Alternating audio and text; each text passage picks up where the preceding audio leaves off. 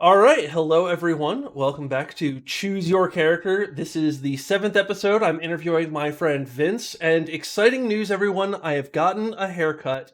It's fine. I got it under control. We're good. Vince, how you doing tonight? I'm doing pretty good. Rajah is looking pretty dapper with his bow tie and Pretty rainbow fancy necks. schmancy. I know. Rajah, you want to say hi to everyone? Raja, please say hi. Well, Raja's at least been very quiet as we set up for this, so at least he sniffed the microphone this time. So at least progress. I think Progress. I think he's just chilling, just big chilling. I Big don't chill. blame him. So, Vince, how about you? How are you doing tonight?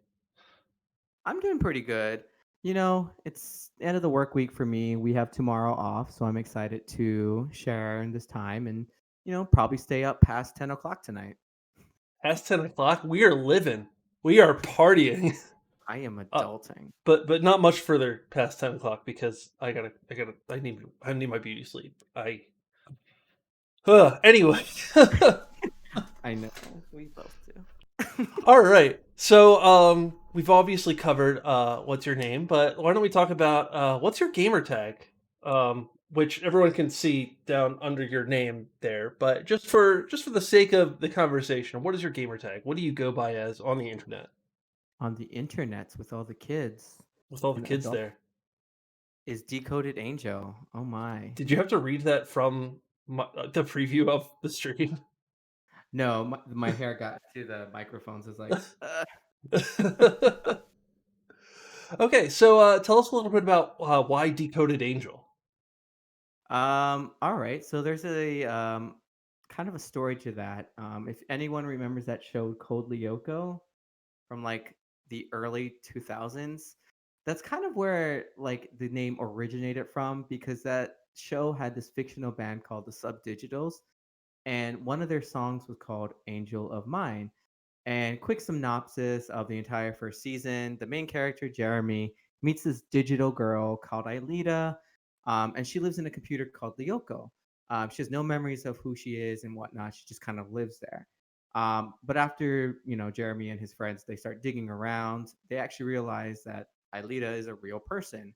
So long story short, they do their best to find a way to decode her software so that way she could become human again. So that's kind of where I got that name from, and it's kind of stuck with me ever since. Oh, when did that show come out? You know what? If it's something I remember from high school, it's more than 10 years. So Yeah, I don't remember when I was seeing it, but I remember seeing a random episode or two on TV. It never really grabbed me, but that's a cool story, and it's certainly a unique name. Do you find that you can usually grab it in whatever games or services you're signing up for? oh yeah, super easy. I mean, I think maybe one game I played has kicked me out, but that was like a game that had like millions of people on it versus Mm. like just a random game that's like we have 10 people playing today. And you're number 11. Hooray! Uh, Super cool. Yeah, I like that name. And I like that there's a story behind it. I always love getting to know people's gamer tags and kind of why they picked them. So let's talk about music. Vince, what instrument or instruments do you play? What do you play in the orchestra, and maybe what do you play outside of the orchestra as well? let's see. Well, the first thing that I play for the orchestra is I play the saxophone. Cool. I play the alto saxophone. It's pretty awesome. Gotcha. Um, I guess the next thing I play is if we don't need a saxophone, which makes me sad to hear or know about, I'll have to jump on the cello. Have to. Yeah, you have no choice. We actually force him to. It's awful. I know it's so terrible. Ugh. And it's an electric cello because I just can't carry around an acoustic cello anymore, especially on the Metro North. Absolutely not. Yeah, that'd be quite bulky, and the electric cello looks super cool. Whenever you play it, it's always like an eye-catching instrument to me. It is, and I really enjoy that we can just also hook it up to a system, and you can also get in some sound effects in there, so you can either make it sound much bigger than it is, or you can just like put some reverb on it. It's really Yeah, nice. yeah. Um, yeah, any other instruments that you play? Yeah. So once in a while, I jump in on that clarinet. It's pretty fun. I don't play it as often, but I really enjoy it because I've been playing it just as long as the saxophone. Okay. Um, maybe this is an unfair question, and if it is, we can move on. But would you say you're better at the saxophone or better at the clarinet, or do you think you're about equally skilled? Um, I'm gonna say equally skilled, honestly. I've been playing them ever since I've been both in like both of those since I was in middle school. So I own both of them. I've been playing both of them. I would say the saxophone has a slight edge because it's Okay. my first instrument, but not by much. And I'm assuming the answer to this is yes because you played in the orchestra, but do you prefer playing the saxophone? I actually really love playing the cello. Not gonna Oh. lie. It's different. It has that. I don't know what else to say. Like, there's certain songs that like just really do well with the cello, and like for instance, like playing what song? Playing Mario Galaxy. Like Mm. that's a song that like really is great with like string instruments. Not saying that a saxophone or something that it would play a French horn line wouldn't be nice, but playing that song on the cello is just really beautiful. That and Final Fantasy 15, but we won't talk about Well, Mary's not here to yell at us for talking about it, so we're okay, but we can move on. Yeah, for people watching this in posterity, before the lockdown, before we stopped rehearsing, the orchestra was rehearsing a few selections from Super Mario Galaxy, including what is it, Rosalina's Observatory? I think that's the name. that. And yeah, the string parts in that are beautiful. So I can imagine playing the cello, and that would be really, really fun and exciting, and just good music. I think my favorite part of that song with the cello though is we don't play it very often. It's the middle part, Mm, where it's like a lot of like the lava worlds, and it's kind of like a sandy. I don't remember what the name of that particular part, but it's like very. If you played Super Mario Galaxy, a lot of those levels are dedicated to like Bowser, so they're a little bit more like castle-y themes. Those ones are mm, pretty fun too, because it's a yeah. lot more of like instead of bowing, you're doing a lot more of like plucking and stuff like that. So that one's Mm, more fun. yeah. So all right, we've got the alto saxophone, we've got the cello, we've got the clarinet. Surely, surely with these three instruments, you must be done. Like playing three instruments is already amazing enough. Surely there can't be a fourth. There is, There surprisingly is. enough. And what would that be? Um, I actually used to play a lot of bass guitar back in the day. Fun fact: I actually used to be a back home in Hawaii. I actually used to be a part of a pop punk band called Autumn Complex. It's the most pop punk thing you'll hear tonight. Hmm. We did tours and everything like that, but it was mostly in Hawaii, so it was really nice. Um, I just picked it up and I was like, well, I was going to college and I was like, well, I need to learn a new instrument. What do I want to learn? Picked it up and I was like, I guess I'm learning this today. Were you playing cello at the same time? Not physically at the same time, but you know what I mean. But like, yeah. So I'm imagining, as someone with very little formal musical education and expertise, I'm imagining that it would be at least a tiny smidgen easier because you already knew how to read the bass clef. Although I don't even know if, when I learned guitar, I didn't use sheet music, so knowing bass or treble clef wouldn't have helped me. So I don't know if that was helpful or even relevant. Um, At first it wasn't because I was just like, I'm just gonna listen to the music. I'm gonna read like, tabs and stuff like that, the very easy things. But the more I got into playing and the more invested I got into playing the bass, I was just like, maybe I should actually get some formal training on this instrument. And that's when I started to learn, bass clefs, and I started to really like dedicate more time to understanding, how I could play better. Um, Music theory on the bass versus on the saxophone, and it's just like it was a really fun experience. cool, cool. Well, super awesome. Like I said, to play to play more than one to play an instrument is super impressive. To play more than one instrument, it just blows my mind, and the fact that you have 4 listed here is just super, super cool. Um, Thank you. yeah. So, let's talk about the Norwalk Gamer Symphony Orchestra, that Yay. thing that we're a part of. Tell us a little bit about your history with the orchestra. How did you find us, and how did you join, and what's your experience been like since then? So I believe I looked on Facebook and I'm like, wow, I've met you guys almost a year ago last month. This was actually at Retro Road Expo in Hartford when I was living in Connecticut. At the time, my husband had just gotten a job at Wesleyan University. So I was originally playing in a few wind ensembles back in New York, but we decided to move to New Haven. And randomly, one week, I was just like, I have a few extra days off and I have nothing better to do. Let's go find something to do. Um, and Connecticut, there's not a lot to do compared to like what it is in New York. Mhm. So we were like, all right, what is there to do this weekend? We went on Facebook and there's this option where you can select where it's like, what's going on near me? So we clicked on that and we found out the expo was happening. It's like, you know what? Let's go for a day. We need to find some old retro video games anyway. Maybe they'll have some games we've been looking for a while, which, spoiler alert, yes, I was able to finally get a copy of Legend of Legaia. That thing is so hard to find. Um, and during that time, I was looking at the info pamphlet and I was like, oh, they're going to have live music here. That's cool. And then I saw that they were having an orchestra, and I was like, "Excuse me, hold the phone. That's literally what I want to be doing right now." I have instruments at home.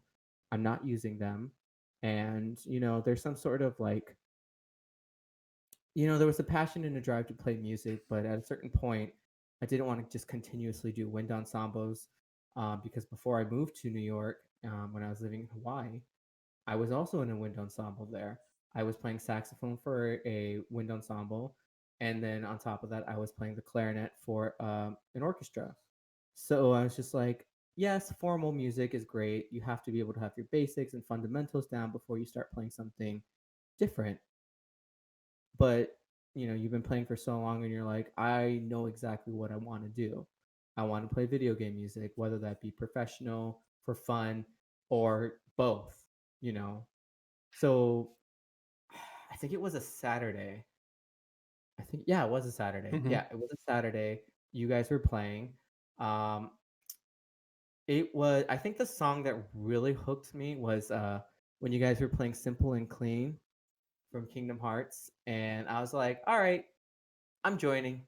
Like I think the first person I ran into was Mary actually, and she was like very happy to like hear that someone wanted to join because they just saw you guys I saw you guys playing. I was Mhm. like, I'd like to join, and she's like, oh my gosh, here you go. Here's all the info. We'll see you Literally soon. mission Bye. accomplished. Yes, she is very great at that. So Yeah. Mary, thank you. Yeah, shout outs to Mary. Yeah, the Retro World Expo performance for us was an adventure. I don't know if you've heard some of our behind the scenes stories on that. All I heard from Sam was there was something about a wall, and that's Yeah, it. so, we don't have to spend too much time on it, but just because it's very relevant, um, the stage we had been told the stage was a certain size, and I don't remember the exact dimensions. Let's call it 40 feet by 40 feet. Something like that, which maybe that's enormous. I don't know. But just for the sake of argument, let's say it was that. So we said, oh, yeah, our orchestra can for sure fit in a 40 by 40 square. We'll have plenty of room to set up. When we arrived, we found that there was this wall erected at the midpoint of the stage. So it was actually 40 by 20, and this wall could not be moved.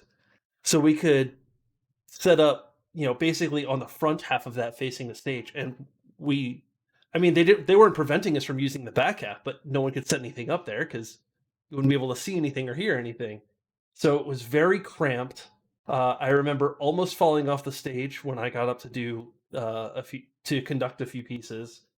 Um, but we had a ton of fun with that. And 50% of why we did that, 50% of frankly why we do any of our performances is to attract new members, right? To say like, this is what we do, this is who we are. Wouldn't you like to join us? It's free. All it costs is your time. We play this cool music. Some of us are actually good at our instruments, and we'll have a great time. And so the fact that you heard the performance, you especially heard "Simple and Clean," and you said, "I want to join." Literally, mission accomplished. Like we we actually, when we finished, we took all our stuff off the stage, and someone, I think it was Rachel, because Rachel's the person who like gets stuff done in the orchestra, but she's in charge of like reading the application. She was like, "We've already had 3 people say they're interested in the past hour. Like they found our website, they applied, and yes, good, let's go." So we were like, "Yes, yes." Oh, it was great. Um, so cool. Yeah. Tasteful Noodles in the chat says that that was our last performance before lockdown, which means you haven't gotten a chance to perform with us, which is sad.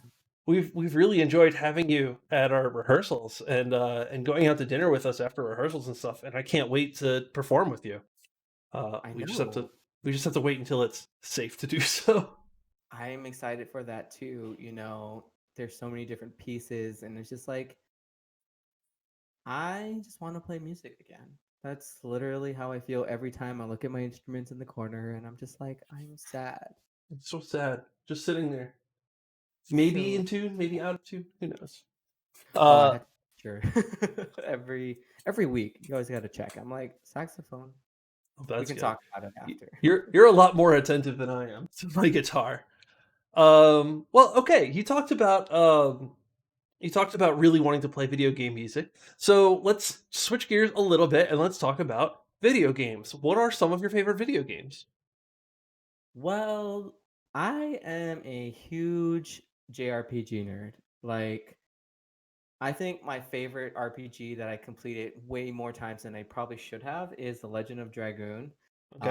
and Gaia, but those are just underrated games in general. I also really enjoyed The World Ends with You. It was such a different take on the RPG element at the time, and I didn't get like I got the original DS version where you had to play two screens in order to battle. So like you use the stylus to control one character and you use the D-pad to control the second character on the top screen, and that's how you deal damage. And you have to be in sync in order to get damage multipliers. And if you aren't in sync, it takes longer to defeat your enemies, and the enemies can transition from both screens on the DS.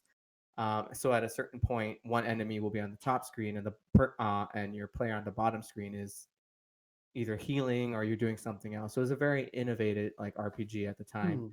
Hmm. Um, it's crazy difficult, and I love it. Yeah, it doesn't uh, sound like any JRPG I've played. I mean, that sounds really interesting and, like you said, really innovative. So yeah, and I that's was cool. like, oh, this is coming from Square Enix or SquareSoft at the time. And I was like, huh, that's interesting. Um, Speaking of, I would have to also say I was a huge fan of Dragon Quest III when it came out. Okay. Um, and that was eons ago, and I still enjoy that particular game. More recently, though, and I'm pretty sure you guys have to hear me talk about it all the time, I really love Octopath Traveler. Mark bought it Octopath. for me, and I played it too many times, and it got to the point where Mark was like, "Oh, I know that music. It's that final boss music, right? Because I've heard it so many times." And I'm like, "Excuse me, how dare you? This boss takes forever." Which boss was that, out of curiosity? The final boss. Oh, the one I haven't gotten to because Yeah. I gave up on that game. And not for not liking it. I love Octopath Traveler. I thought it was a ton of fun. But some of those post game quests, I said, nah, no thanks. They were a lot, but once you get to that final boss, you're like, "This is the first and only two-part boss I have to do. Excuse me? How dare you? Mm. How absolutely dare you?" Yeah, I've put how many dozens, if not scores, if not hundreds of hours into this game, and now you want to pull this trick on me? Uh, It's like, how dare you finally have a cohesive storyline that connects all 8 branches? Oh, don't tell me that. That's gonna make me want to go. Uh, that game is so hard. That's the challenge. It's so hard. You have to play it. uh, uh, yeah, I, I I love that game. I love that game to death. I love that soundtrack to death. uh, Um, that demo when it first came out, I was just like, "Excuse me, this is your battle theme? How absolutely dare you have such a great battle theme?" really, this game was just an affront on many levels. How dare you have such a good soundtrack? How dare you have a cohesive storyline? Spoiler. All right, so let's One move on from more. the spoilers. What other video games do you like? So I'm definitely a Zelda nerd. I can't You relate. know, most people are like, "Oh, Ocarina of Time." I'm like, "Well, I like Majora's Mask because it's different." Mm. And it was I would have to say it was more challenging too. I was just also impressed by how quickly the game was put together. I know a lot of people are like, "Oh yeah, the game was put together in like a year," and I'm like, "Yeah, that's crazy good." And it does its best to not be a sequel. It does its best to like be its own thing, and that's what I really enjoyed about it. Um, but yeah, I mean, we can talk more about games because there's so many different types of games. I'm looking at my Switch library and I'm like, how have I not played the second Ori? It just came out. How dare Oh I? man, talk to me a little about Ori One. I'm assuming you've played it if you're considering playing the second Ori game. Um, oh my gosh, it is a masterpiece. It is beautiful art, breathtaking music. That was actually another piece of music that literally caught my attention when you guys were playing it, and I was like, I need to play this. And funnily enough, I actually went to Magfest, and a friend of mine asked me to play that, and I was just like, I love this game, and I love the soundtrack. This soundtrack is what captivates me to play it. If Hmm. it's not a captivating soundtrack, I'm not going to be captivated by the game. Hmm. So I, it was it was accessible enough to provide just enough of a challenge. It wasn't like overly difficult. Hmm. You may find Ori 2 a bit more challenging. I think so. I played both of those games, and I think I loved Ori 1. I think my only substantial complaint on it was the combat in this is pretty simple. Hmm. And then Ori 2 was like, "Oh, you child, you." We brought the challenge, which uh, I really liked, but it definitely kicks up the difficulty a few notches. Um, oh yeah, it kind of I reminds me of I was playing both as bad as it sounds. I was playing both of the South Park RPGs, and the first one was good. The second one came out, and it expanded so much on that. Like, it's a simple game, but it's like how you, you made it better somehow. I love when sequels do that. Right? Yeah. Um, yeah, I mean, Ori 2 gets my personal recommendation. Yeah, I think that's a great game. I haven't spent as much time listening to the soundtrack, but I remember it being, of a similar level, at least of a similar style. So I hope it also kind of meets your satisfaction if and when you get to that. I'm just waiting for the physical copies of Ori 1 and 2 to come out on the Switch. Hmm. So I will make sure to play that because I'm also waiting for my physical copy of another great game that has a great soundtrack, Panzer Dragoon. Okay. Tell us about Panzer Dragoon. I don't think I know much about that game. It's kind of like a rail shooter RPG. So you ride a dragon and you shoot things. I I like dragons and I like shooting things. This sounds like the game for me. And it has RPG elements to it. So it's like, oh, okay. I see what you did there, Sega. You made things great. And you said you were waiting for a physical copy. Is this an old game that they're kind of re-releasing or porting? It's a remaster. Okay. So yeah, they're releasing the first one that was released, but they didn't print physical copies yet. So I pre-ordered my physical copy all the way back in March, and now I'm just waiting for that. Just patiently waiting. Just waiting for a copy. Yeah, I get that feeling. Um Cool. Any other video games or video game franchises you want to shout out here before we move on to the next section? Um, are you okay there, Raja? Sorry.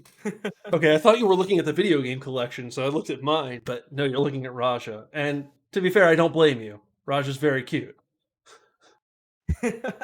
I'm sure we're getting a lot of pings on that on here about Raja more than anything. Every time Raja appears on camera, chat's going, "Oh, the dog, the dog." It's pretty great, actually. uh, good job, Raja. You are uh you are internet fodder. Internet famous. Raja's pretty great. You know, there's so much more, but we can definitely talk about that at another time, especially once we get back together. Cool. Yeah.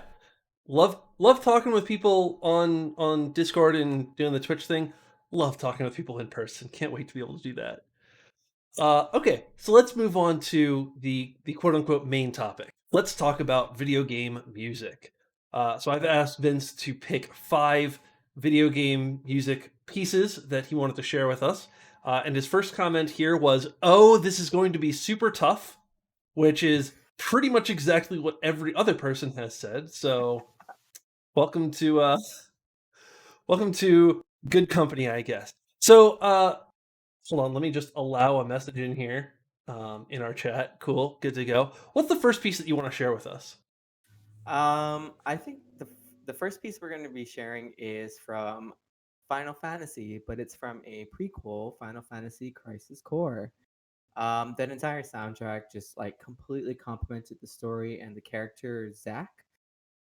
Zack is so cool. For all of all those pieces, I just really enjoy the end theme song. It's called Why. It's a spoiler ish kind of song, but I think it's such a fantastic piece at the end of everything that's happened. So if you haven't played this game, I'm sorry, it only came out on the PSP. So if you don't have a PSP, retro enthusiasts unite. If you're probably Mary and you've played this game, you probably know what you mean. Mary shared a Crisis Core piece on her episode. That's why I was like, shout out to Mary. I'm Yeah. pretty sure we both cried at this song. Okay. Well, let's go ahead and share the music. This is Y from Crisis Core Final Fantasy VII. I've forgotten the composer, but it's going to show up in the credit. So here we go.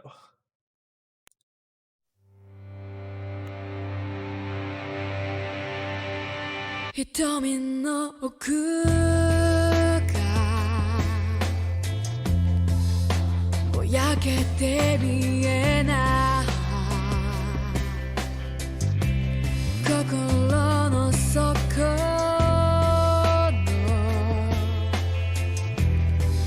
気持ちはあるの世界の全てを手にしたとしてもそれがあなたの幸せなの Why 孤独な空を見上げるの Why 笑ってみせてよ言葉にするのが下手なあなたの性格わかるから遠い昔に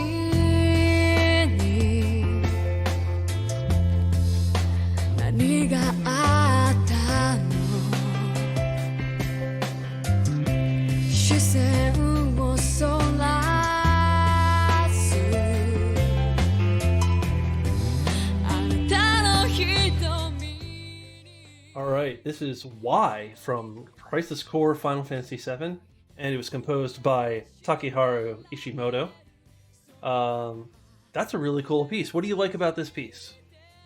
I'm trying not to be super spoilery, but Look, long if you story- want to experience this game completely fresh, maybe just skip forward 5 or 10 minutes. All right, we're clear. We're good to go. Yes. So the reason why I really love this song and this theme in general is at the end of this game, if you played the original Final Fantasy VII, so I guess it isn't spoilery since everyone played that game.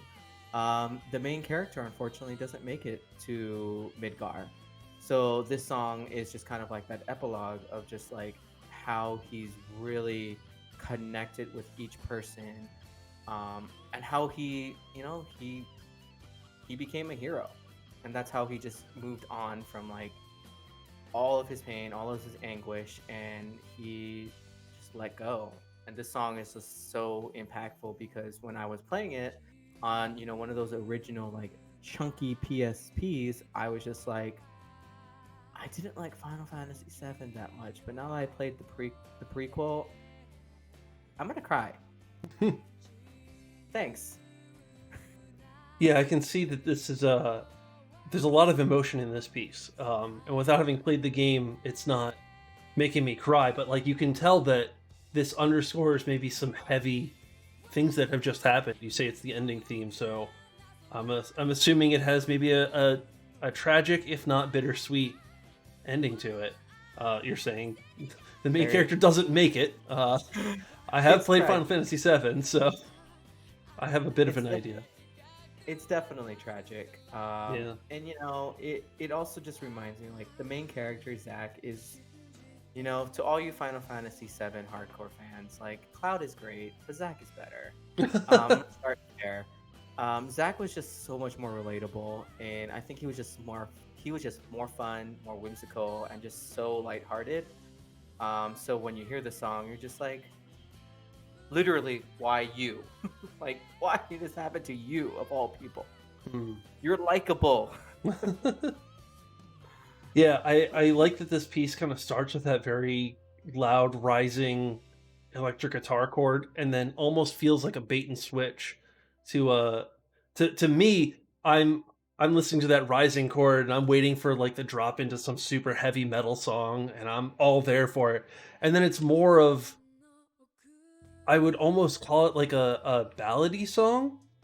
And it to me, it's like, whoa, I wasn't expecting that, but I'm there for it. I'm liking it. It works. It works really well. Yeah, I like this piece a lot. Anything else you want to share about this? Play the game. You'll understand why you're gonna cry. All right, get ready for tears. Have the tissues, the Kleenex next to you as you play this. I'll have to see if I can find a way to play it, because I am one of those Final Fantasy VII hardcore fans. I like my Cloud. I want to see why I should like Zack better, and I want to give it a chance. So maybe someday I'll get to that. Well, okay, that was Why from Crisis Core, Final Fantasy VII. Let's go ahead and fade that down. What is the next piece that you want to share with us? Yeah, so this one is, we're definitely changing courses. This one is called Lonely Rolling Star from Katamari. That soundtrack is just full of bangers, but it's so cute. It's super cute. It's just something that reminds me of like watching anime from like high school or something like that, because it's just like, it's fun, it's whimsical, and it just gives you all these good emotions. My husband and I really enjoy the Katamari series, so we've played it many times before, and he's over here making happy faces. Happy faces are good. Well, hopefully everyone who's watching this can make some happy faces as well. I know I will be. Let's listen to Lonely Rolling Star from Katamari Damacy.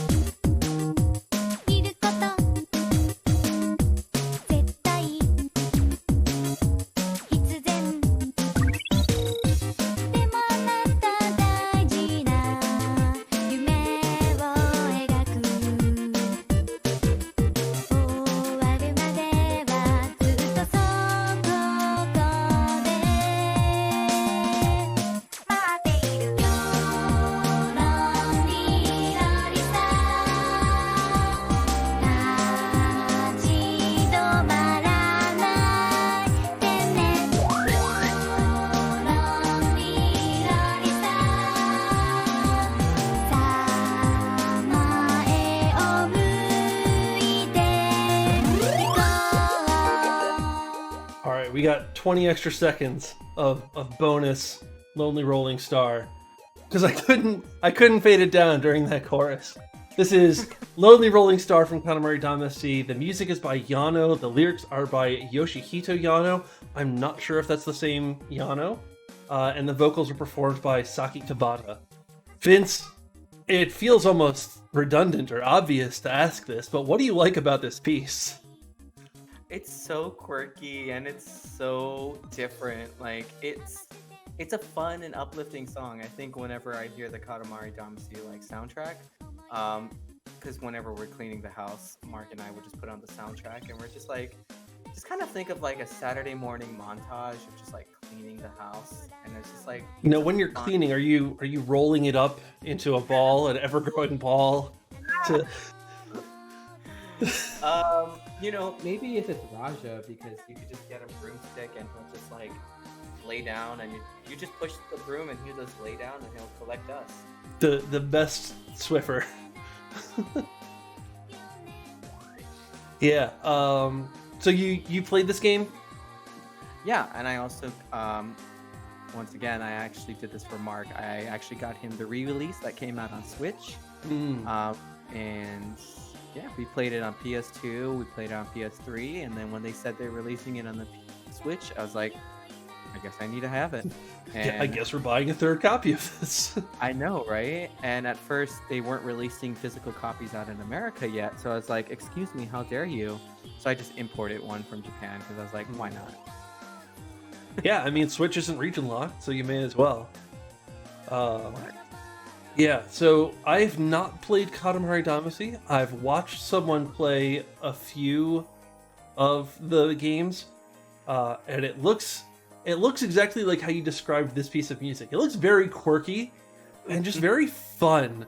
And I, of course, love the soundtrack. I love how varied the soundtrack is. You might call this one like the hit single from the soundtrack, and it's very, very good. But there's also like a fugue on there. The main title theme is super fun. Yeah, there's a ton of really cool songs that I think they don't feel bound to a genre. They feel like they're just an expression of the composer's like joy. Like, what would be fun to do? Yeah, we're gonna have this electronic warbling sound. We're gonna have someone singing this lovely song here. We're gonna have a banging bass line. Yeah, sure. That all sounds fun. Let's mash it together and just get this song. I think you've described the soundtrack, this song and the soundtrack, with justice, because this song it's fun. This game is fun, but this game also is, like you said, it's genre defying, but it's also not bound to one genre. Like, I don't know what type of genre I put Katamari in. It's just, there's no end goal villain. There's just an objective to make planets and roll stuff up. It's like, I can literally do this at home, like you said. But I can do this in a video game. I can roll stuff up in a ball, and I can, someone can judge it. That's basically the game. Yeah, you can please your space dad. Or, as far as I could tell, more likely disappoint your space dad. But, who knows? Maybe you're better. Sounds like college to me. Oh, gosh. Well, gosh, Katamari Damacy, what a fun game, what a fun soundtrack. I fully encourage anyone to go listen to the rest of the soundtrack from this game, from the rest of the games.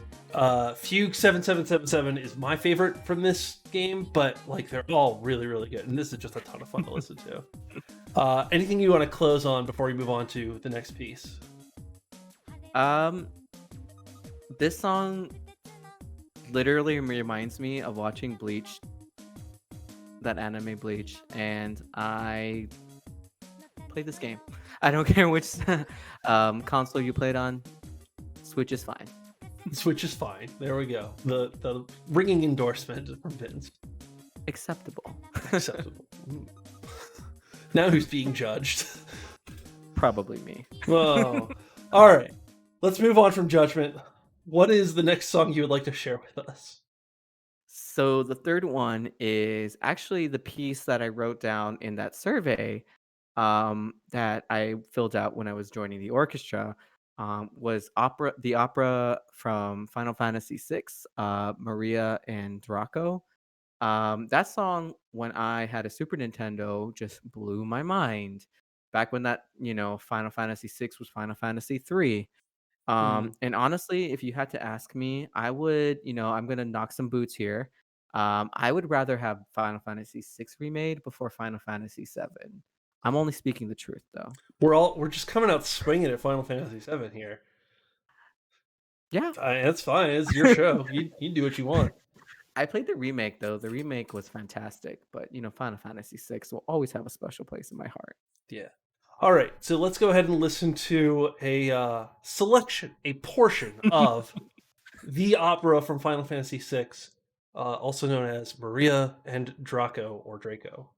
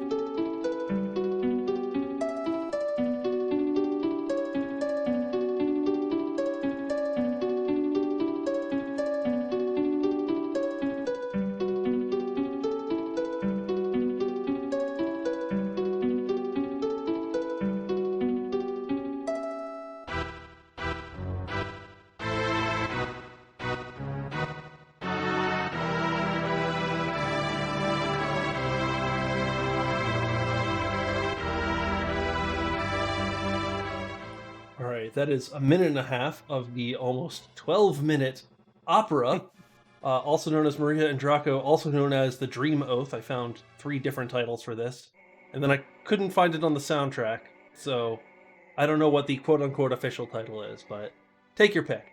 And this is from Final Fantasy VI, composed by Nobuo Uematsu. Vince, what do you like about this piece?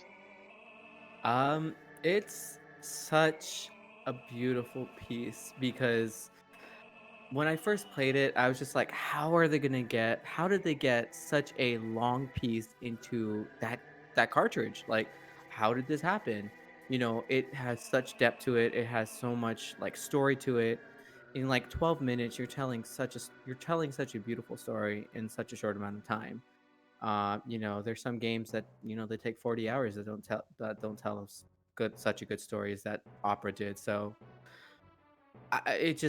it was moving. It was beautiful. I've never really cared for operas until like, as weird as it sounds, like I heard that, and I was like, huh. So that's kind of like what an opera sounds like. That's kind of like a nice little piece of what I could be listening to, and then I listened to operas after that. I'm like, okay, this is pretty interesting. I just also really enjoyed it because, like I said, Final Fantasy VI, of all the Final Fantasies, like mainline Final Fantasies, it is my favorite. It's also the game where it just kind of defied everything, and that opera was another pinnacle of just defiance against the whole entire Final Fantasy line. It's literally was just like, oh, we're gonna throw an opera in this game. Is that cool? That's cool. All right, cool. Yeah, I remember getting to this part in the game and thinking, surely they're not just going to have an entire opera scene. And they had an entire opera scene. Uh, and I don't know if the words to this were originally written in English or if they were originally written in Japanese and then translated to English, but I could hear how the English lyrics fit into the song as it was being performed in the game. And I was blown away with like, and I did actually. I streamed this on Twitch. You probably can't find it anymore. But I was literally singing along to it because they gave me the words and I heard the tune and I was like, "Oh, this is how it goes. Let me perform Maria and Draco for you." And it was a ton of fun. It was, and it still is. And I think, we were dialoguing before this, a lot of where they did Distant Worlds, where they did a revamped version of the song and they did like remade everything, added actual lyrics, low vocals. It sounds like breathtaking. It sounds astonishing. And I think it adds a certain depth to it that it had so much depth to begin with, but it added even more.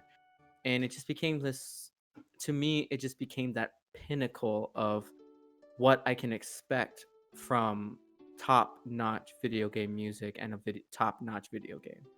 But not only that, like you said, the lyrics are fun. Everything was just there. It just was there. Yeah.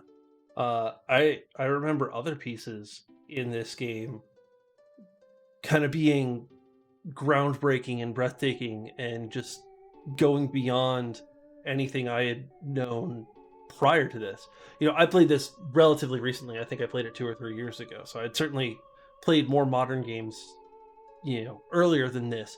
But just kind of placing this in its context as a Super Nintendo game, I was thinking, I can't imagine there being an opera in any other Super Nintendo game or any NES game or anything prior to that.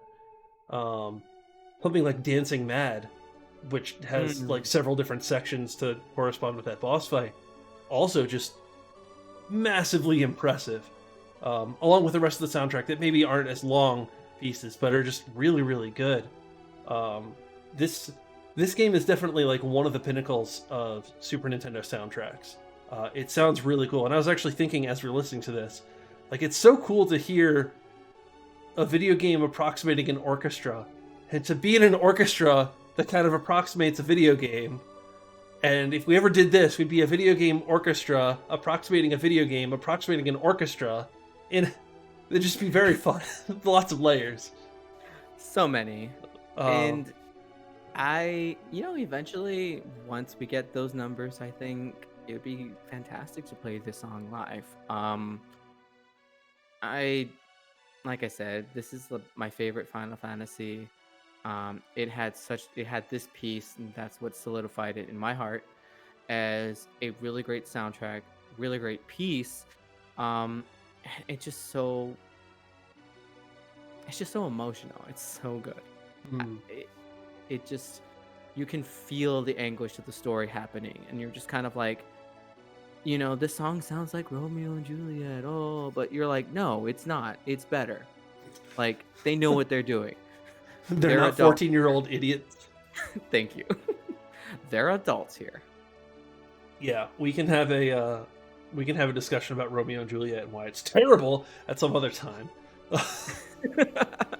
You just finished it. The discussion is over. We're closing the chapter. We're moving on.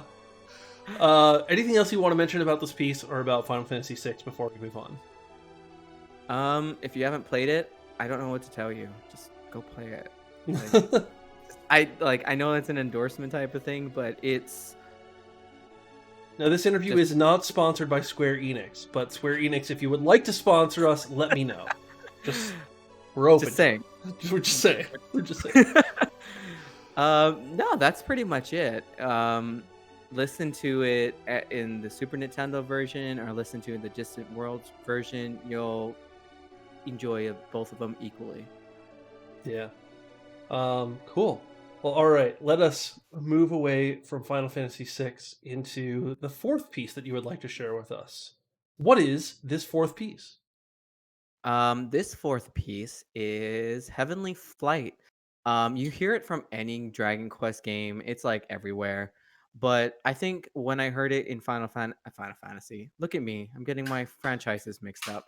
When you hear it in Dragon Quest 8, it is an actual orchestrated version of the song. I actually heard this song when I was playing Dragon Quest 3, which is like my favorite Dragon Quest. But you're only hearing as like 8-bit, you're only hearing it on the Super Nintendo, or if you were in America, you were playing in your Game Boy Color. So you're just like, oh, it's kind of nice. It simulates this idea of flying. But then you play it and you hear the orchestral version through Dragon Quest 8 on the PS2. You're just like, this just, literally and figuratively elevated the song. You're Mm. flying, but Mm. you're literally, yeah, you see what I did there. It was, it just brought back a sense of nostalgia where I was just like, the first time I got that bird and just as I was able to finally conquer those mountains and finally get to the quote unquote final boss of Dragon Quest 3, it was just a sense of accomplishment. And it was, it was a bittersweet song too, because in order to get was it Lamaya? There you had to sacrifice, like it was an egg and you had to sacrifice. There was a sacrifice and there was a lot of things going on to get those particular orbs to awaken the bird. And you're just kind of like, it's bittersweet. Yes, you can go ahead and defeat the Demon King, but what did you really sacrifice to get this mythical creature? Mm. Um, and I think that's where it really was just like, it's such a beautiful piece, but there's some sort of bittersweetness to it. Especially if you play 8, you understand like there was also a major sacrifice that was taking place. Once again, I hate to spoilers alerts, but this game came out in 2008, so or 7, I don't even know. Came out a long You've time had ago. plenty of time. Yeah, and if you didn't, that's what YouTube is for. Go watch the Exactly. Let's Plays. Or I'll stream it one day. I don't know. That's a promise. I have that in writing now. So It's a great game. I have it on my PS2, which, funnily enough, I bought at a retro video game convention. Um, yeah, I mean, it's nostalgic, it's beautiful, it invokes the sense of like bittersweetness, and yeah. all right. Well, without any further ado, let us listen to Heavenly Flight. And I did grab the copy from Dragon Quest 8. And I've already forgotten the composer, but we'll see it in the accreditation. So here we go.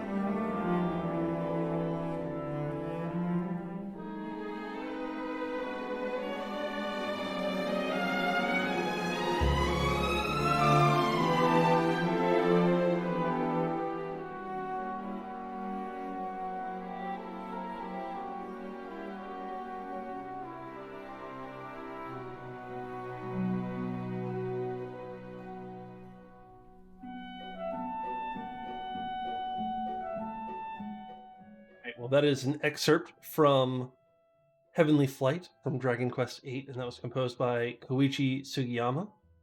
Or at least that's the composer I saw for most of the Dragon Quest franchise. So that's what I went with. Please don't sue me. So Vince, I feel like you've already talked about what you like about this, but do you have any other comments that you want to share about Heavenly Flight? Um, I remember as a kid, I always wanted to play that piece. And I think that was kind of like, as you heard in the middle, that's kind of where my love for like the clarinet came from. It's like a small story. I really enjoyed that piece so much that I was like, I'm gonna play it on the clarinet one day. And I did my best to try to find a way to transpose it. And one day I just kind of did, and it was really beautiful. And it just made me have a deeper appreciation for how much love and effort goes into video game music and how much it creates the sense of like ambiance for every game where it's like, yes, even something as a simple piece that's only 2 minutes something seconds long, it can invoke so much emotion. And I was just like, that was one of the pieces, and I'll be perfectly honest, that just kind of put me on the path to want to play orchestra video game music. Yeah. Yeah, this is a very, very good piece. And I love hearing sequence music from Super Nintendo or NES games, but it's really nice to hear some real instruments and some real performance in the orchestration here. Um,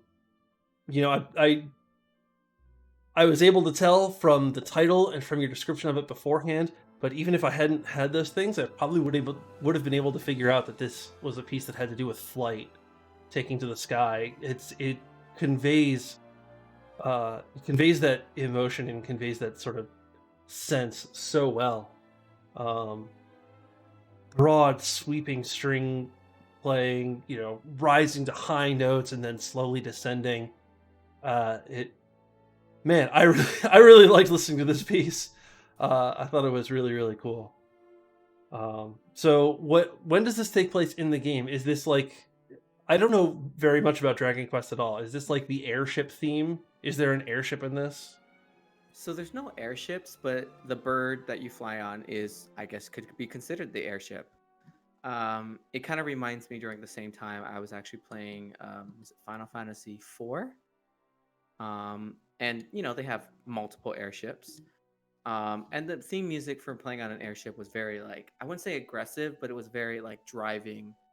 Um, no pun intended. It was just a very like driven type of piece versus Heavenly Flight. And I played this, I listened to that song, I played the game, and I'm like, huh, the song just has this sense of the beginning, like you said. It has this sense of like it's light, it's airy, and it's starting to talk about like liftoff. And then once you get into that like really loud crescendo piece part, you're just like, I lifted off, I'm flying now. And then the piece just kind of draws back, and you're just kind of gliding, and you're just getting to your destination. And then like the little pieces in between where you have like the clarinet or an oboe coming in, you're just kind of thinking about, oh, I'm looking over the side of the bird and I see little spots. It's kind of like when you're flying in an airplane, you're like, you see little towns there, here and there.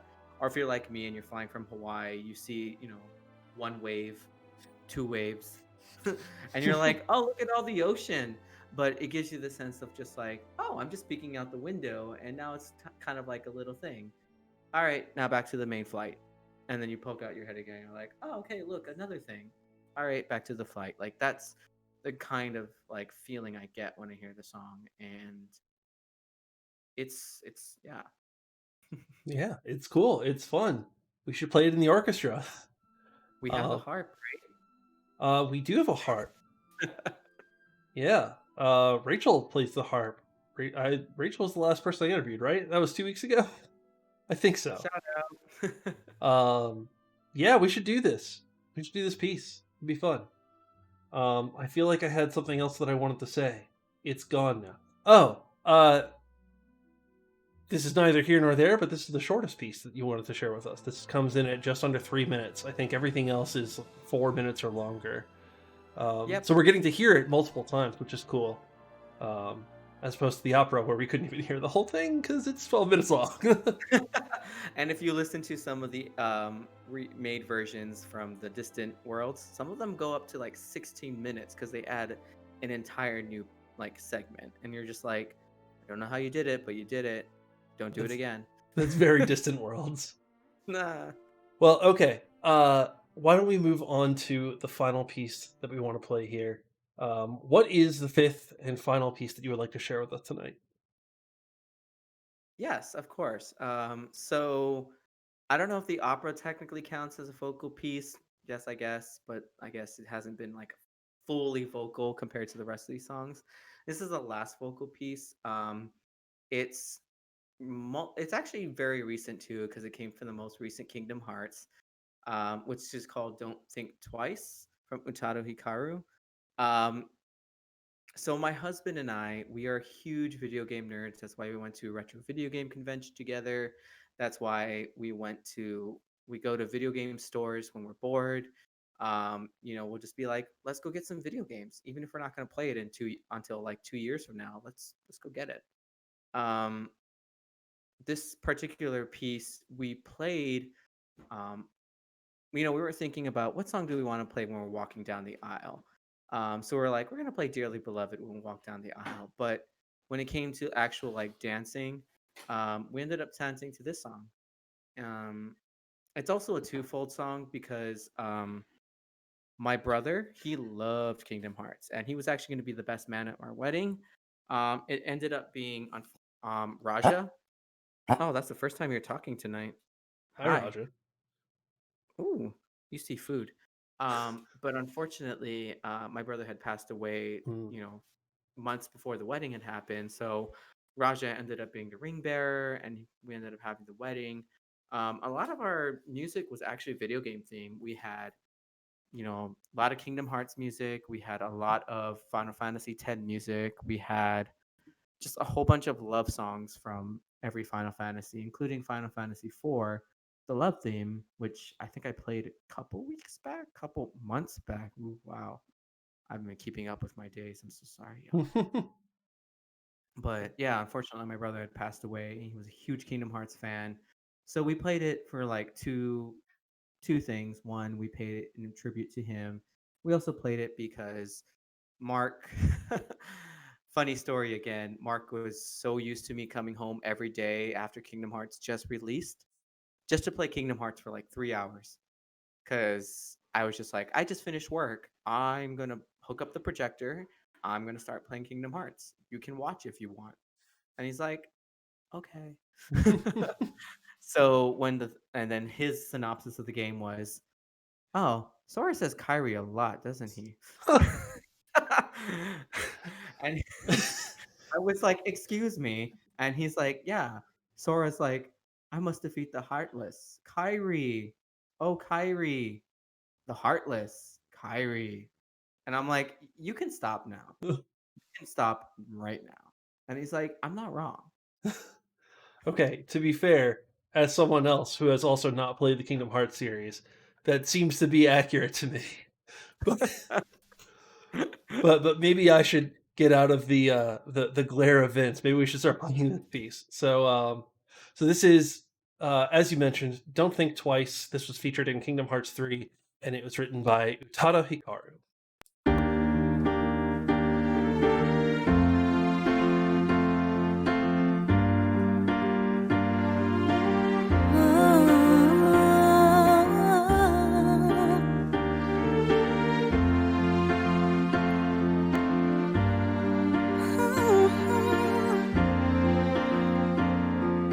How did I live in a kingdom of thieves and people who say things they don't really mean. Oh, you're only everything I ever dreamed of.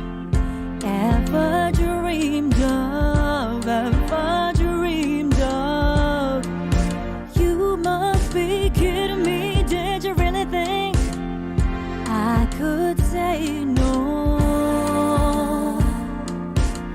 I want you for a lifetime. So if you're gonna think twice, baby, I don't wanna know, baby. I don't wanna know. Everything is just right. But if you're gonna think twice, baby, I don't wanna know, baby. I don't wanna know. I really don't give. All right, so this is Don't Think Twice, which is featured in Kingdom Hearts 3, written by Utada Hikaru. This is a really cool song. I like the vocals on this. I like her performance. I like hearing lyrics in English. It's. Fair. I think I talked about this in an earlier interview. I very much appreciate when there are vocal video game pieces with lyrics in Japanese, because then I don't understand it, and so the voice is almost just another instrument, which is super cool to hear. It's cool to hear how the voice kind of gets mixed into everything else. But it's also really nice to hear lyrics in English that you can understand, that you can comprehend. And these are fun. These are cute. I like this. Yeah. What else do you like about this? You already talked about some of your personal connection to it. What do you like about the music? It's definitely a watershed moment song. If you played, for those that have played the entire Kingdom Hearts series, and I mean all 13 games, even though this is number 3, there's a sense of like resolve when you hear this song, because you're just kind of like, all of the games were just high action, high energy, so much going on, and you're just trying to understand and comprehend the story. But then when you hear this song, and you play the game and you see everything that's going on, you're just kind of like, huh. It's kind of a nice watershed resolve song. It's not a very strong piece. It's not a dance piece like the first Kingdom Hearts theme song, which is simple and clean, and it's like a very poppy electronic type of song. The second one is kind of, but it's not really like blaring as the first one, and this one's just kind of like, all right, we're gonna slow it down. Now you're gonna be able to have time to process everything that's gone through this franchise for the past almost 20 years, and you're just kind of like, all right, okay, that's cool. Like, that's literally how I felt after I beat the entire game, DLC included, and I heard the song, and I was just kind of like, I feel okay about this. It's like, I just feel good. I don't feel like any... I know a lot of people are like, no, this game, blah, blah, blah. And I'm just like, no, this song kind of puts it together.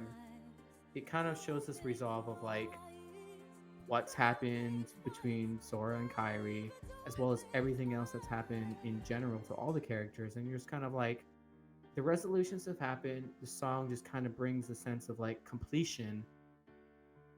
We're done. And that's literally how it felt. Yeah.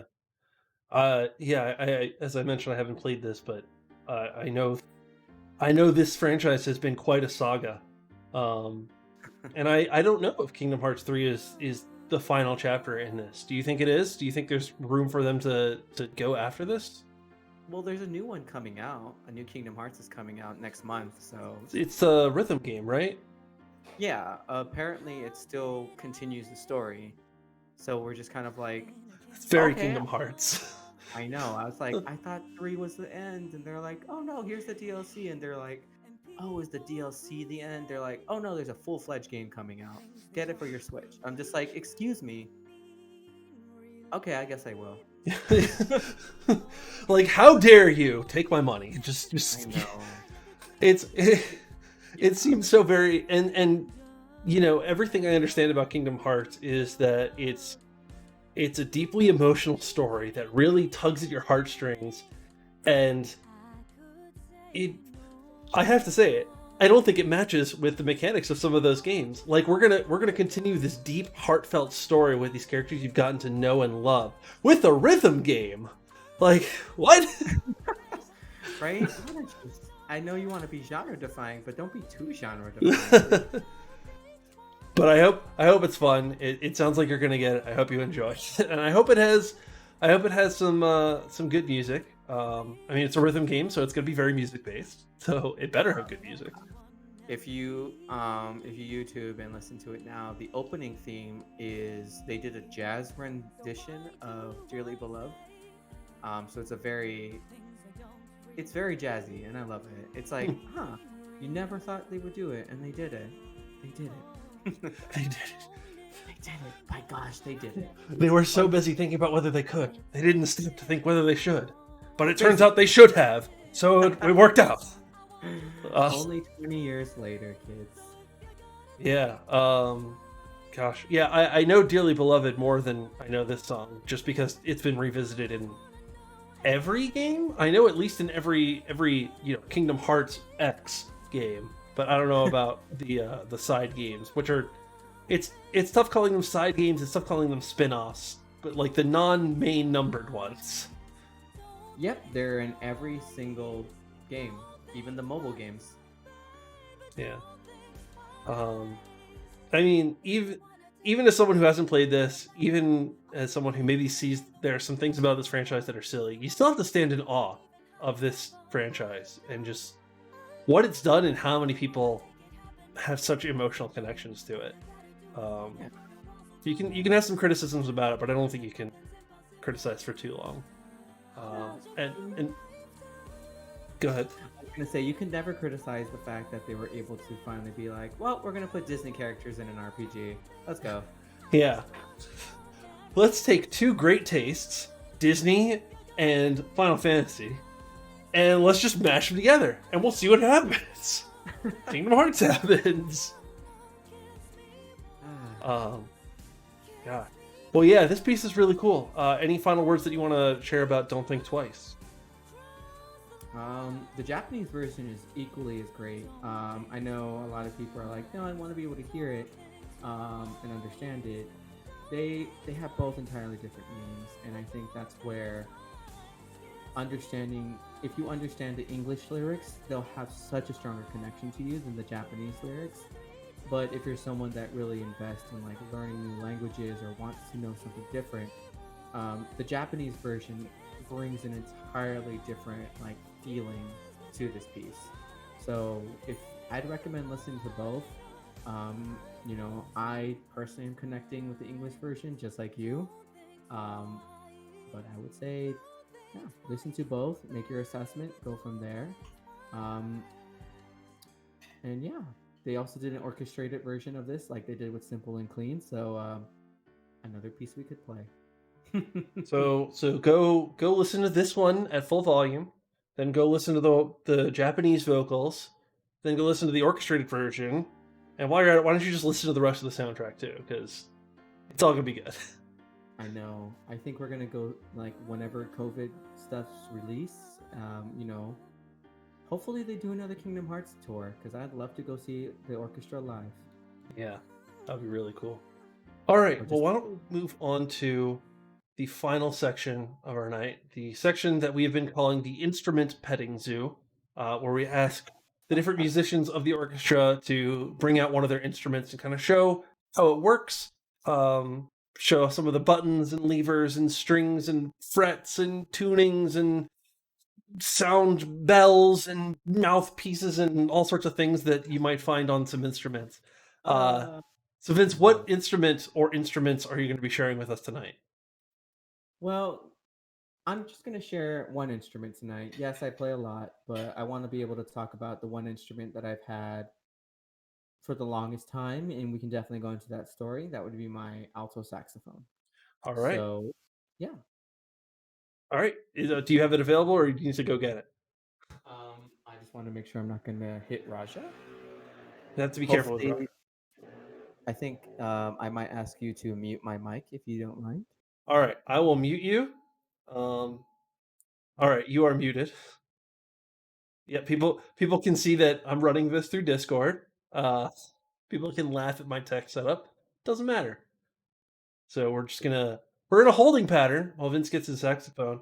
While we wait, I will remind everyone that we are the Norwalk Gamer Symphony Orchestra, as it says up there. If you want more information about us, you can visit our website. It's down in that corner, norwalkgso.org. If you want to see some of our past performances, I'm sure you can get to our YouTube from there, or you can join us if you'd like, or what have you. And it looks like Vince has the saxophone now, so I'm going to go ahead and unmute you. All right, here we go. So, what would you like to hear first? Would you like to hear the history behind it, or just like talking about the instrument itself? Well, why don't we start with the instrument itself? Why don't you kind of flex it a little bit? Show us the highest note it can play, the lowest note it can play, and maybe show off some of the buttons and levers and stuff. Yeah, of course. So here it is, y'all. Look at that.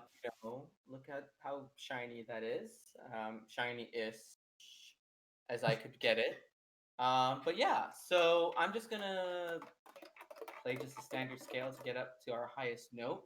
The highest note on this particular model, without doing anything crazy because it's already almost 8:30 at night. I don't want to hurt any dog's noise like ears because it will get up pretty high is an F sharp. Um, so hopefully it's not too loud on your end too. Okay, I'm prepared to lower your volume. Thank you.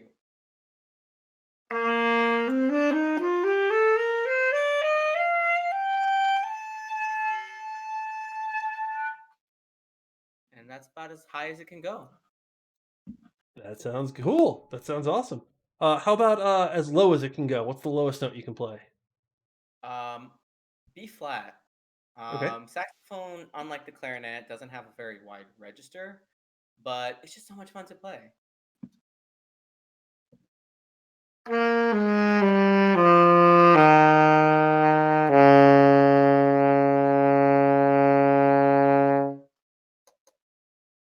Cool. Doing some on the fly volume adjustment so we don't blow people's ears out, but it's a fun sound.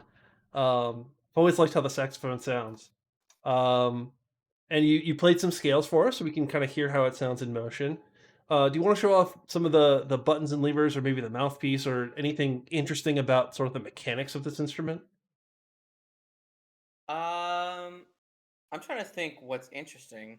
I guess the best interesting part is, I mean, you have your register key in order to play higher, so you have right over here up at the top. It's actually Okay. comes apart as two pieces, so you have like the neck, which you just kind of Oh, you attach. broken it. Oh no! You just kind of attach it to the main body itself. That's pretty much it. It doesn't have anything crazy to offer. I know if you get up to like smaller saxophones, like a soprano saxophone, it literally looks like a clarinet, but it is not a clarinet. Please be reminded, it is not a clarinet. Please respect. Um, tenor is just a bigger saxophone, but the neck still comes off. Bari sax, same thing, but there is extra pieces for the register key as well as just the neck itself. There are more saxophones outside of that, but those are the four main saxophones that you're going to see. I would say, additionally, it's important to remember that there is a lot of different types of keys going up to the higher notes, which are all on the side, which you actually don't use your fingers themselves. Use the palm of your fingers in order to get to those notes because Hmm. you don't want to be like using this and then you have to go stretch all the way back to your regular keys. So you just kind of have to use your knuckles and your palms to just kind of hit those notes. It does get a little disorienting if the feel is not there because the middle note is higher. The middle note key, if you can probably see that right there, is a little bit higher than the other two. So you're kind of very like, oh, you would think, oh, the lowest one is playing the lower highest note, and then you just kind of go up the scale. It's actually reverse, where it's this one closest to you is your D, this next one after is E, and the one after that is F. And in order to get those higher notes in conjunction, you have other keys down here in order There's to get so those. many buttons and flaps on this thing. Um, and then if you want to hit even higher notes above F sharp, which you can, it's all in the embouchure. It's all in how you it's all the airstream. It's your air control. If you can play the flute, props to you because that's where you get all the high notes from. You can't really do the same thing with the saxophone because you have obviously a mouthpiece that is a reed based. Can't really see it, Yep. but there you There's go. the reed. I see it. Um, if having a soft reed, if it's like a level two reed, you won't really get those high notes as clear as well. Because you want to be able to have that vibration happening where it's like a hard wood versus having like soft wood. Because if you think about it, kind of like an analogy where it's like you have very thin wood, you're not going to get like much out of it. You're not going Hmm. to get much sound if you like get like a leaf blower next to it. You'll hear something, but not really. If you get like a harder like piece of wood and it's shaped, you'll get more sound out of it. And also that includes like what your embouchure is. If you have a weak and loose embouchure, you're not going to get too much sound out of it. That's why smaller reeds would be better. I mean, less heavier reeds in terms of Okay. strength. But if you have a really good embouchure, you can hit that, and that's why you have pieces like people have played what's that game called again? Cuphead. There's a Hmm. lot of jazzy tunes. That's where a lot of that embouchure piece comes from. Okay, From real anime. real quick, can I interject? We've said the term embouchure several times, and I feel like I have a tenuous grasp on what this word means, but maybe for people who don't know what this means, could you explain what embouchure is? What do you mean when you say that word? So embouchure is kind of like the mouth control that you have when you're blowing into the mouthpiece. So if it's like a really like tight embouchure, that's really good for things like clarinet, soprano saxophone, and to some extent the alto saxophone. You have a more looser, so it's all in the jaw string. If you have a looser jaw or a looser embouchure, it makes it to me it's easier to play bigger instruments because you need more air going through. You need more of an airstream to go through. So embouchure really controls the airstream as well as like the pitch that you can be able to play because you can still play notes on the mouthpiece itself. Like, Mhm. hold on, We're gonna get a demonstration. He's gonna break it again. Just a this side note. He's not breaking anything. He's not breaking anything. just the mouthpiece. Just the Like, mouthpiece. you actually play when you actually play on the mouthpiece and you were to play it just pitch perfect. The note you're gonna get is on the saxophone is F sharp. So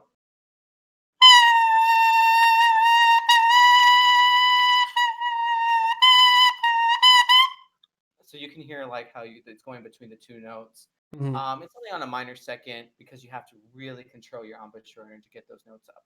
It's almost like playing a brass instrument, but with a piece of wood. Yeah. So it's a reeded instrument. You've thrown off the reed.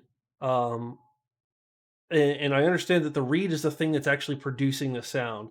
But like, how does it produce the sound? What is the actual mechanic? What is it doing?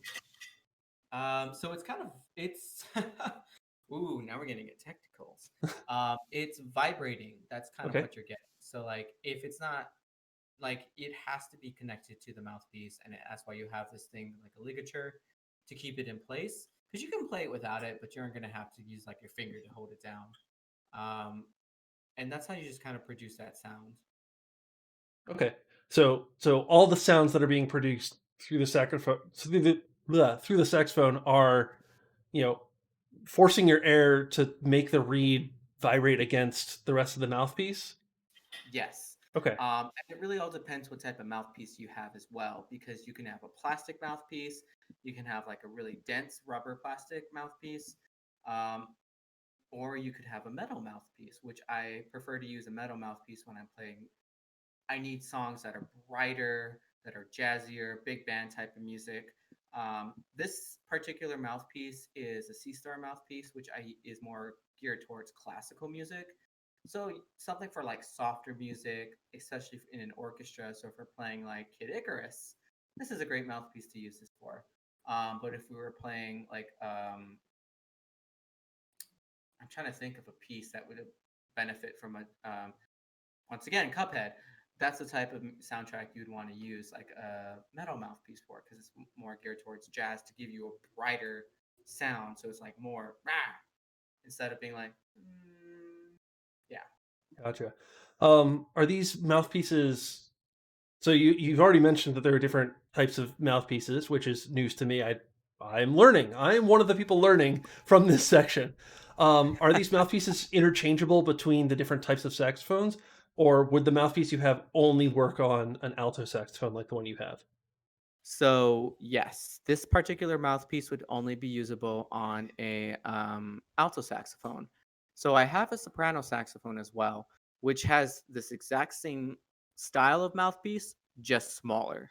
Okay, cool. Um, yeah. Um, well, is there anything else you would like to talk about, like sort of the physical mechanics of the instrument? And if not, we can move on to some of the I don't want to call it softer, but like less mechanical, more personal things about the instrument to you. No, we can totally move on to the next part. I think it's a great, interesting story. All right. So these next few questions are kind of interlinked, but what is the history of your instrument, and why did you decide to start playing the alto saxophone? I'm going to start with the second question you asked, why I started playing this instrument. I chose this instrument back in elementary, middle school because it was kind of like the cool instrument to play. More kids were dumb, we're just thinking like, what's the coolest looking instrument? Obviously not the tuba. Let's play the saxophone. Or you're looking at someone that's playing the oboe and you're like, why would I want to play an instrument that sounds like that? Only to find out that you should have learned how to play that because you would have gotten many, many scholarships. Just saying. I'm sensing some personal history here. It's more so that I actually did want to play the oboe. Mm. Quarantine is a perfect time to learn how to play a new instrument, but I've kind of moved on from that, and I'm just like, you know what? If I had to learn any new instrument, I would probably learn the French horn. I Hmm. don't know how to play a brass instrument, but going back to my saxophone, Yeah. sorry. Um, yeah, it was just one of those instruments where I thought it was cool. My younger brother and my older sister both played musical instruments. My sister played the violin, so she was in orchestra, and my brother was a percussionist. So I decided I'm not going to play any of those instruments. I'm going to play something else. But what's so different? Um, I was actually this close to playing the clarinet, but then I was like, nah, saxophone. Saxophone. Cool. Yeah, I remember when I was in fourth grade and I selected an instrument to play. I definitely did it based on the cool factor as well. But for me, someone played. Looking back, I think someone played the upright bass, and I said, "Whoa, that's a really deep sound, and it like makes my stomach vibrate. I want to play that." But I guess I was too small to play an upright bass, so they gave me a cello. So that's when that was the first instrument that I started to play, based entirely on the cool factor. So I understand that. Uh, why don't you tell us about the history of your alto saxophone now? Of course. So if you weren't able to see it, my saxophone I've actually had since I was in high school. And the original owner of that alto saxophone actually had it when she was in high school. So she was a coworker of my mom working in Hawaii. So this instrument's been with me for like, oh my gosh, more than 10 years. This instrument's literally traveled with me everywhere. Like, um, originated in Hawaii, but it's traveled everywhere. It's gone to like the West Coast, it's gone to the East Coast, a few places in between. It's actually even traveled to Japan because I was Ooh, doing teaching out there. Um, I was actually teaching bass at a university, but then I was like, you know what? Let's bring out a saxophone. And then I brought it up with me, and some people were like, I want to learn. And I also did like some small teaching back home in Hawaii. Now, not so much, and just mostly for fun. So yeah, this instrument, it's been with me forever. Um, I remember when I was moving from Hawaii to New York, it was literally the only thing I was like, listen, you can take my cello, because at the time I had a different cello. You can take my cello, you can take this guitar, but the two instruments you will not take from my hands that will be next to me on this flight are my bass and my saxophone. yeah, super cool. So yeah, you mentioned a couple places here. You mentioned Hawaii, New York, Connecticut, New Jersey, Arkansas, North Dakota, New Orleans, California, and then yeah, Japan. Holy cow. This is really an international saxophone. It You really is. should start an Instagram account. Take pictures with you and the saxophone in different places. That's what Rajah's Instagram is for. He's been Ah, to gotcha. more states than I have. Mm. Um, well, super cool. Vince, thank you so much for showing off your alto saxophone. Is there anything else that you would like to talk about with regards to the instrument? Fun little thing. I actually got yelled at in college one time because I brought my saxophone to a marching band practice. And my instructor was like, he looked at it, because it's an older saxophone. Most saxophones made nowadays are kind of made with like metal, like alloy. Like it's not really premium like metal. A lot of like saxophones made nowadays are light. They're meant for being for marching, or they're meant for kids and whatnot. So I showed him this saxophone, this saxophone's heavy. It actually was more heavier than my tenor saxophone. So I got yelled at because he's like, "How dare you bring this instrument out here? Do you know how much this thing is worth?" And I was like, "I don't know. I just got it because my parents got it for me." And then he went on to a full-on lecture, and he was just like, I just got scarred after that. And I was like, "I'm gonna take care of this forever. I promise." And I still am. Yeah, I mean, as much as I'm not a fan of scare tactics to do that kind of thing, sounds like it worked. It it did. Uh. I mean, I take care of it, twice a year, like full on take care of it. Like I'll drop it off at the shop and I'll be like, Hmm. please do a full diagnostics on it. And then I'm just like, I don't care.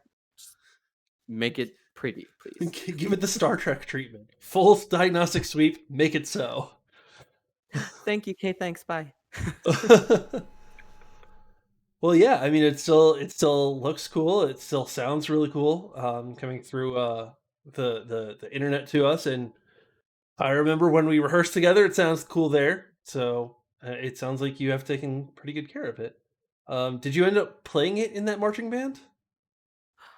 I still played in that marching band. I still played the saxophone, but they were like, we're gonna issue a I remember the saxophone. They were like, "We're gonna issue this Yamaha to you," and I'm just like, "Why is it so light?" And they're like, "Because that's how all saxophones are made nowadays." And I was just like, "That's so weird." Like my old saxophone is so much more heavier.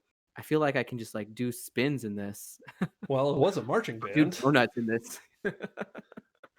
Yeah, it was just so amazed by how light that saxophone was, and I was just like, never again am I going to have a light saxophone. I Mm. will play So, this saxophone. so it wasn't a good thing that it was so light. I didn't like it. I Mm. guess I got used to my saxophone and the feel of my saxophone because it's made with like copper and it's made with really heavy metals. So like, one day when we all see each other again, I'll be like, "Here you go." Like you I, can tell. I do like some heavy metal. Uh, Ha! hey, Ha! music jokes. Hey! Yeah, I cannot wait for the day that we can be in person together and have it be safe. Vince, it's been awesome. I've had a great time talking with you, talking about video games, talking about music, and sometimes even talking about video game music. Um, Heyo. any final words that you'd like to share with everyone? Um, yeah, Raja says hi, but he ran away because he wanted Right? his dinner. Same. Um, Same.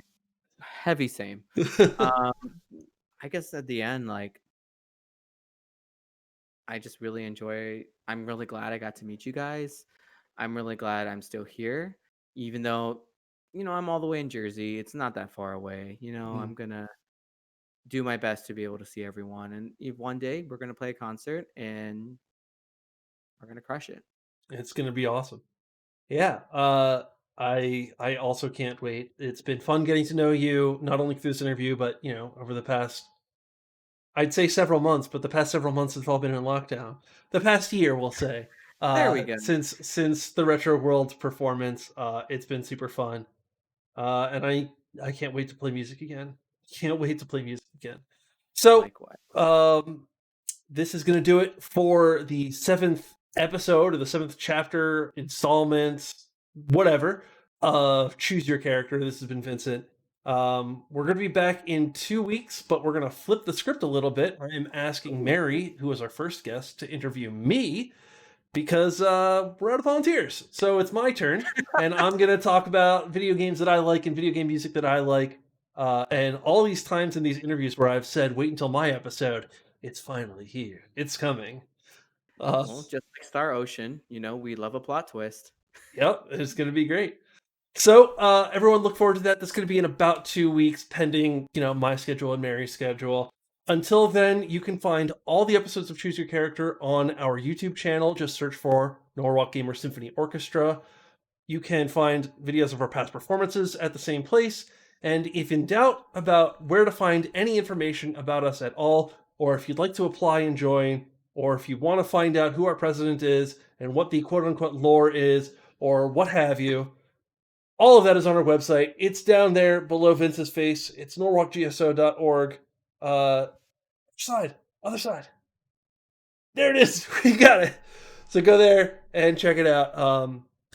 And yeah, I think that's about it. I've been Mike. This has been Vincent, and I think that's going to do it for us. I hope you all have a great evening, or morning, or day, or whatever time it is. Bye. See you later. Bye.